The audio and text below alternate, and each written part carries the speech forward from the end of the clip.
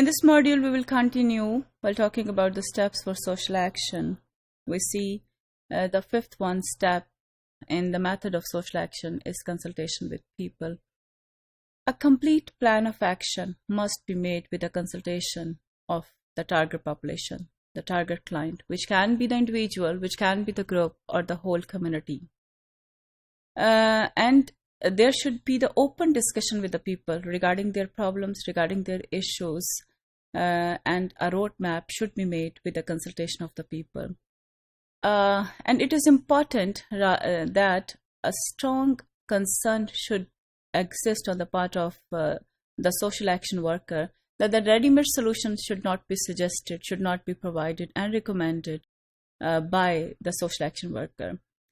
So these are the people who should be consulted and who should be taken into confidence while talking about the solution of the problem and while suggesting the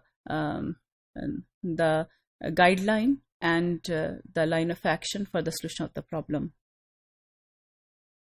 It is also important that not only the consultation should be made with the community people, rather a very good communication should be made with the stakeholders, and all the stakeholders should be consulted to carry out a plan of action.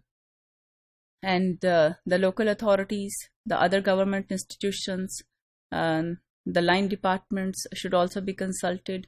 So the maximum utilization of the resources can be made and can be used for the solution of the problem. Now, this is also very important.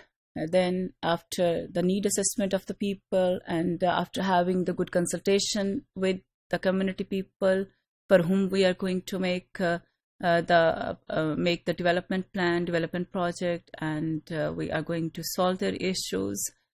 And after having the consultation with the stakeholders, with all the institutional forces within the community, it is important that the duties must be assigned carefully by having the complete knowledge of the concerned agencies, as well as the potential and capabilities of the available human resource, and a complete schedule also be set and given so the people can report back about their performance, and all the efforts should be organized to get the fruitful results of the process of social action intervention.